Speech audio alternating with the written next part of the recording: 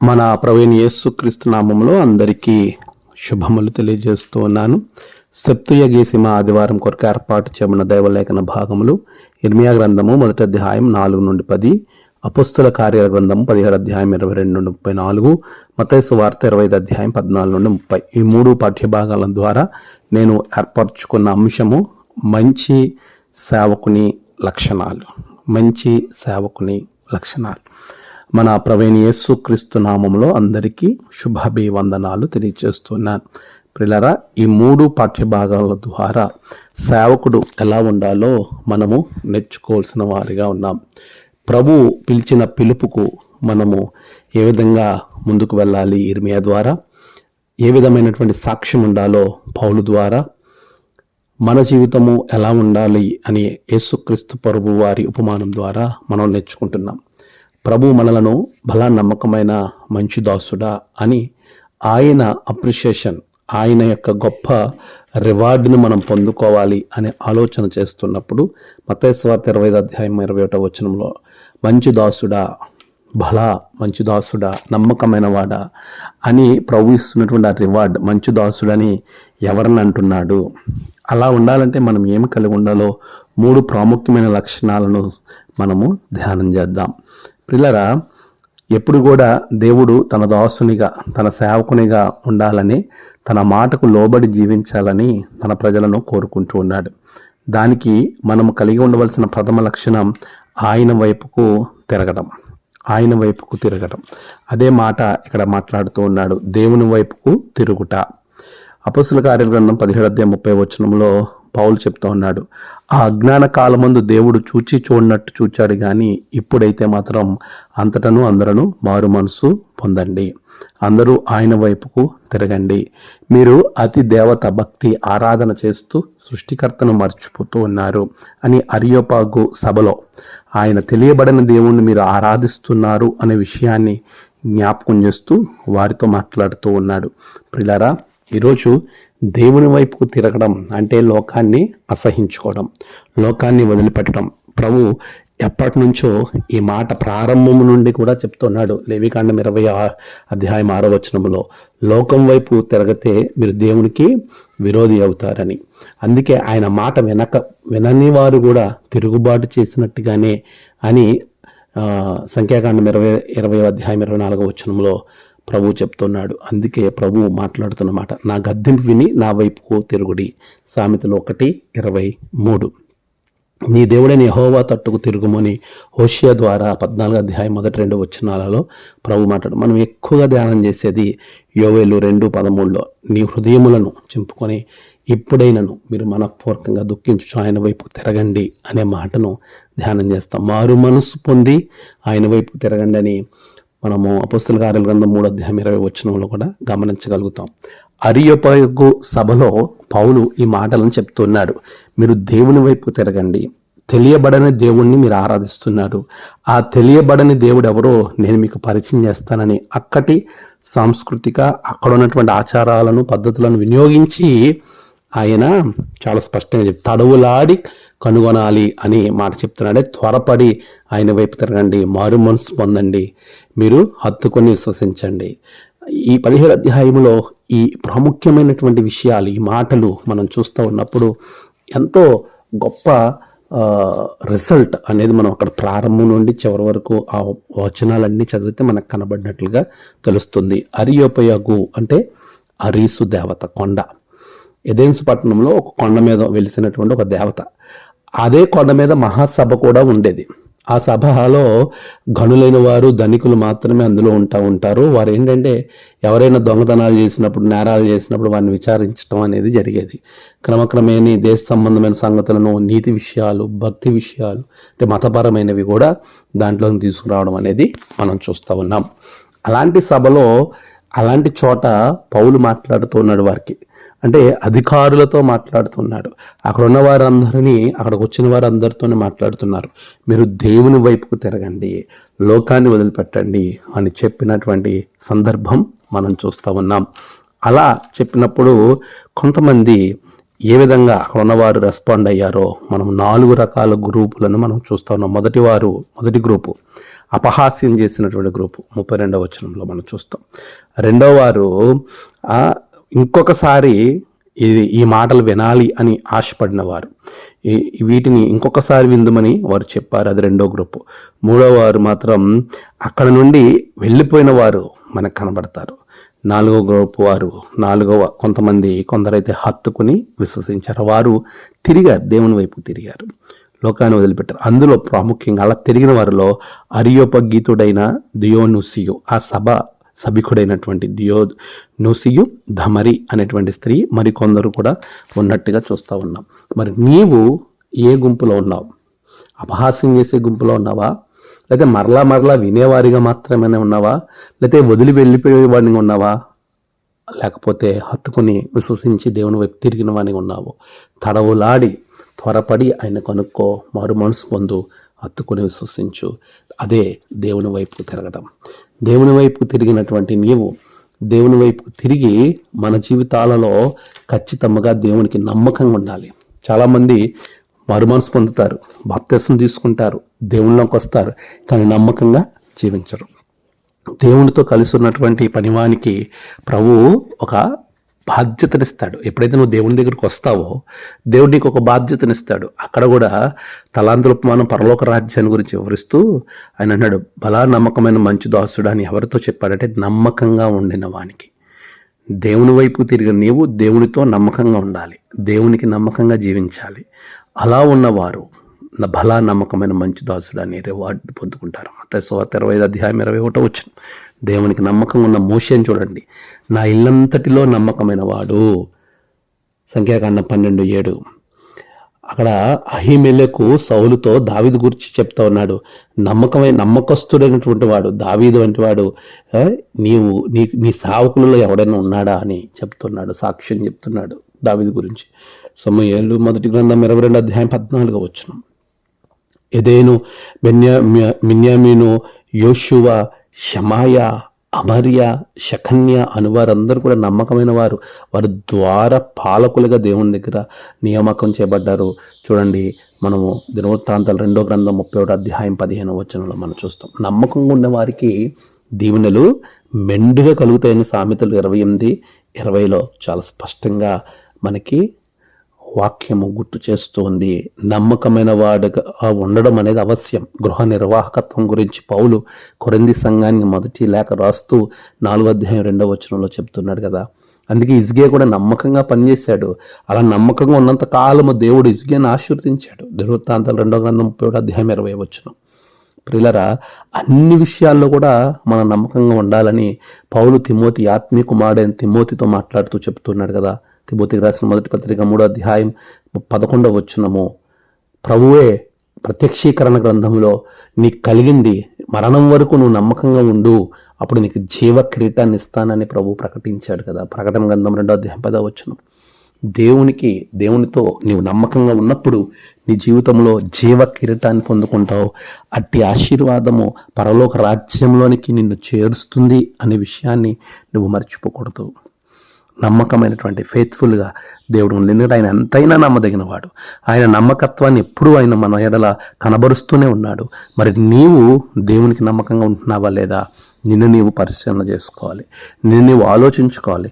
దేవునికి నమ్మకంగా లేకుండా ఇదిగో మనుషుల వైపు తిరిగినటువంటి వారు ఆశ ఏమయ్యాడు? నువ్వు మనుషులను నమ్ముకుంటువే, అందువలన దేవుని శిక్ష అతనికి వచ్చింది కదా. ఈ రోజున మనము దేవుని వైపు తిరిగిన మనము, దేవునితో ఉంటున్న మనము దేవునికి నమ్మకంగా ఉండాలి. పిల్లలు గమనించండి, నీ దగ్గర ఎవరైనా పనిచేస్తూ ఉన్నప్పుడు వారు నీతో ఉంటూనే నమ్మకంగా లేకుండా నమ్మక ద్రోహం చేస్తే నువ్వు ఎంత బాధపడతావు? నీ క్రింద పనిచేసేవారు కానీ, నీ స్నేహితులు కానీ, నీ కుటుంబస్తులు కానీ నీకు నమ్మక ద్రోహం చేస్తే నువ్వు ఎంత బాధపడతావు? మరి అలాంటిది నీ విషయంలో నీ దేవుడు బాధపడుతున్నాడు అని నువ్వు ఎందుకు ఆలోచించలేకపోతున్నావు? చాలాసార్లు మన ఎడల అందరూ బాగుండాలనుకుంటాం, మనం ఇతరుల ఎడల ఎలా ఉంటున్నాం అనేది ఒక ప్రశ్న వేసుకోవాలి.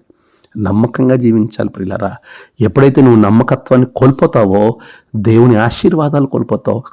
అలాంటి వారిని ప్రభు అంటున్నాడు, ఒక తలాంతు తీసుకున్న వాడు చెప్తున్నాడు, ప్రభు ఎంతో భారంతో నమ్మకంగా మనకు పని అప్పు చెప్తే తను సోమరిగా ఉన్నాడు. అందుకే సోమరిని ఆయన పిలుస్తున్న సంబోధన ఏంటంటే పనికి మాలిన వాడు అని పిలుస్తూ ఉన్నాడు. వీడిని బయటకు త్రోసివేయండి అంటున్నాడు. అక్కడ ఏడుపు పండ్లు కొరుకుటయు ఉండును. మత్తయి 20:30 పనికి మాలిన వాడు, సోమరి అయిన చెడ్డదాసుడా.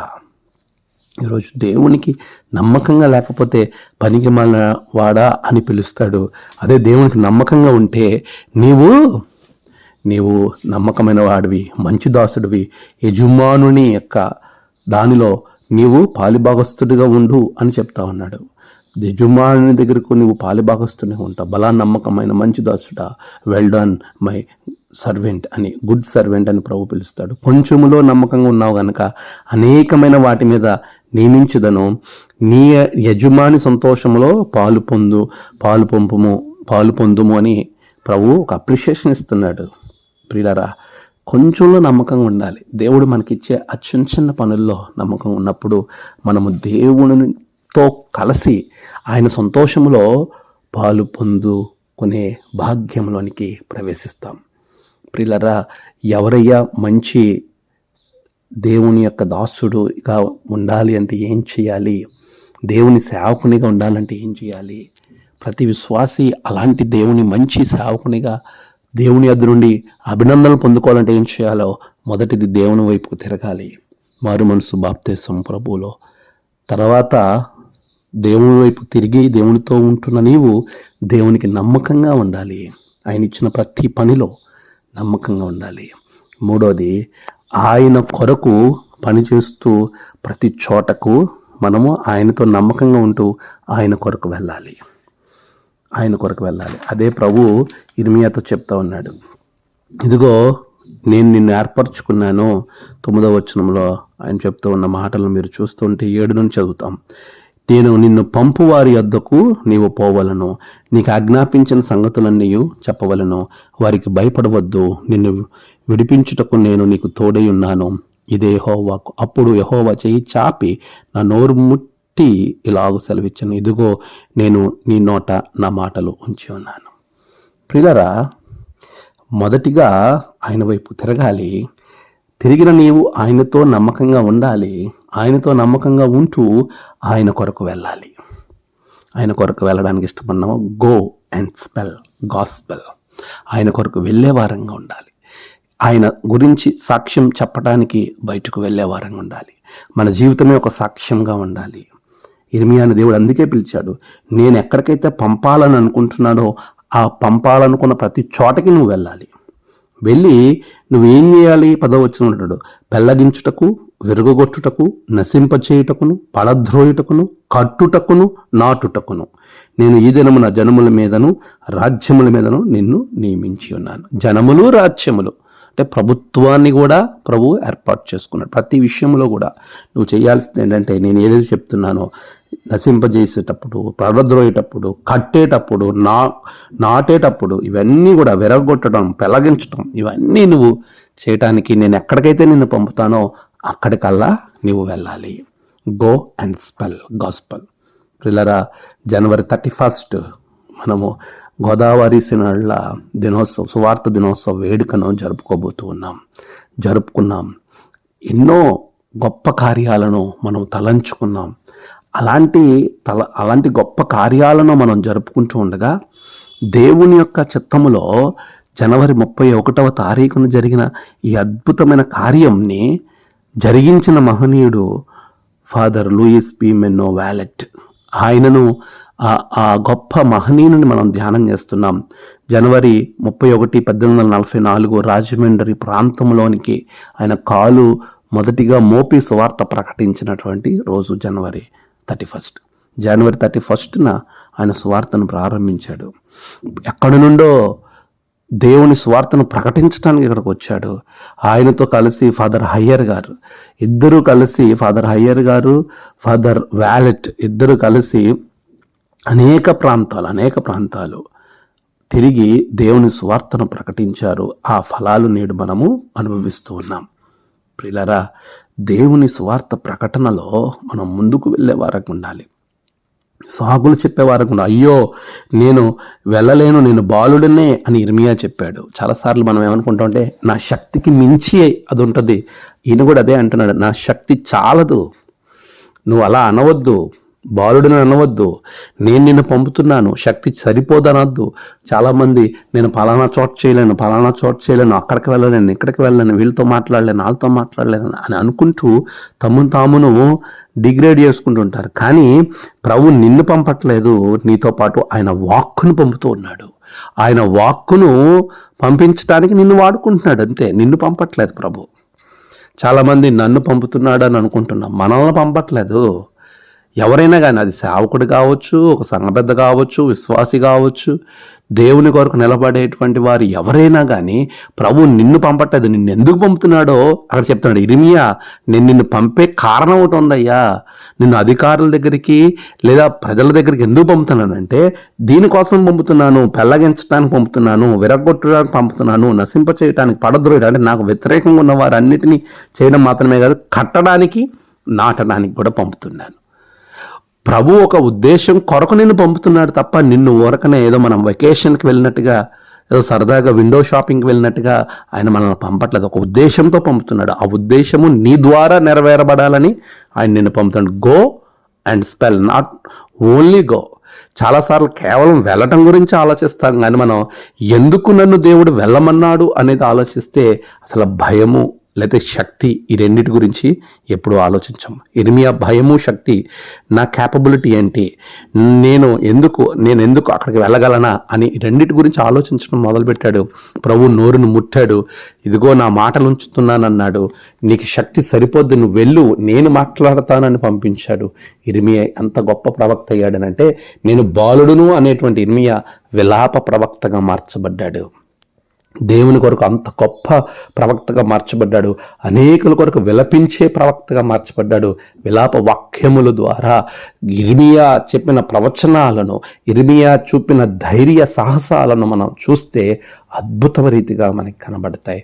ఈ రోజున ప్రియులారా, దేవుని సన్నిధిలో మంచి సేవకుడు, మంచి దాసుడు అని మనం బిరుదు పొందుకోవాలంటే well done my boy, well done my girl, well done my people అని ప్రభు నిన్ను గురించి, నన్ను గురించి, మనందరి గురించి ఆయన భుజము తట్టి మనలను మెచ్చుకోవాలి అని ఆశపడితే పరలోక రాజ్య ప్రవేశంలోనికి వెళ్ళాలి, యజమానితో పాలుపంపులు పొందాలి, యజమాని సంతోషములో పాలుపంపులు పొందాలి, అనేక వాటి మీద అధికారిగా నేను ఉండాలి అని తలస్తే దేవుని వైపుకు తిరుగు, ఇప్పుడే తిరుగు.